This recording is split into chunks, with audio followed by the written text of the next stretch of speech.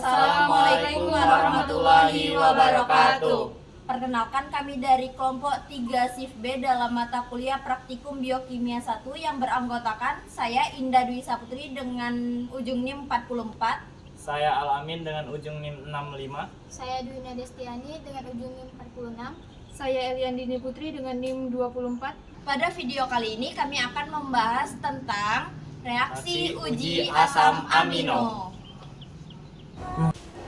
Asam amino merupakan senyawa organik penyusun protein yang memiliki gugus amino NH2, karboksilat COOH, dan rantai samping R.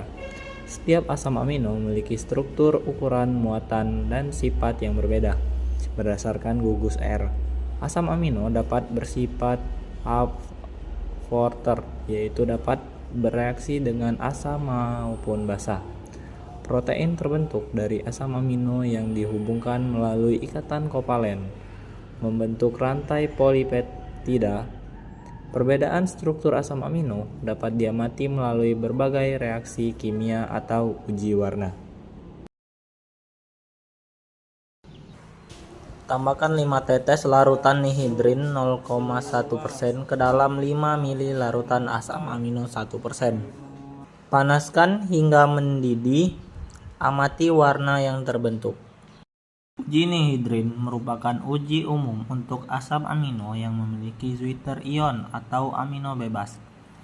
Uji nihidrin mendeteksi gugus alfa atau amino bebas dan asam karboksilat bebas pada protein dan peptida. Semua asam amino yang memiliki gugus alfa akan memberikan hasil positif kompleks berwarna ungu, karena nihidrin adalah zat pengoksidasi yang kuat, sehingga asam amino mengalami deminasi oksidatif yang bebas amonia, karbon dioksida, aldehida yang sesuai, dan tereduksi dari nihidrin. Pada percobaan ini, semua sampel kecuali prolin menunjukkan hasil positif atau perubahan warna menjadi ungu dengan tingkat kepekatan yang berbeda, sedangkan prolin sendiri berwarna kuning. Perbedaan kepekatan warna pada hasil tersebut dikarenakan perbedaan kebebasan alfa amino bebas dari yang paling bebas sampai yang tidak bebas.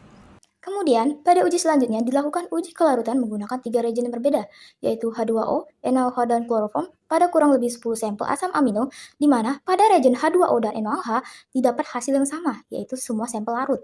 Tapi, ada perbedaan ketika menggunakan reagen kloroform. Yang didapat bahwa sampel asam amino itu tidak larut pada reagen kloroform. Hal ini terjadi dikarenakan reagen kloroform sendiri bersifat non-polar, sementara sampel asam amino bersifat polar, sehingga tidak menciptakan prinsip yang dinamakan life dissolve like. Berbeda dengan reagen H2O dan NaOH, di mana keduanya bersifat polar terhadap asam amino yang juga bersifat polar, maka akan saling melarutkan. Pada uji Milons ini kita menggunakan 3 sampel, yaitu ada triptofan, tirosin, dan arginin, masing-masing 3 mili. Kemudian kita teteskan 5 tetes reagen Milons ke dalamnya. Yang pertama akan terbentuk warna kuning kecoklatan pada triptofan. Kemudian kita lakukan hal yang sama kepada tirosin sebanyak 5 tetes reagen Milons. Dan yang terakhir pada arginin juga. Ini hasilnya setelah kita teteskan reagen Milons. Kemudian kita panaskan ke 3 sampel tersebut, di mana triptofan menjadi coklat dan tirosin berubah menjadi merah bata. Dan yang terakhir arginin. Dan ini hasilnya ketika sudah dipanaskan, di mana triptofan membentuk endapan coklat dan tirosin membentuk warna merah bata, dan hasil yang positif adalah tirosin. Pada uji Hopkins Call ini dilaksanakannya di dalam lemari asam. Nah, pada kali ini saya sedang melakukan sampel triptofan. Jadi di hasil akhir ini memiliki warna kompleks yang tidak sesuai dengan seharusnya. Seharusnya pada triptofan ini memiliki cincin berwarna coklat di tengah-tengah, tetapi kali ini kami tidak mendapatkan hasil tersebut. Pada sampel tirosin ini tidak memiliki cincin berwarna coklat, jadi ini hasilnya emang benar-benar negatif.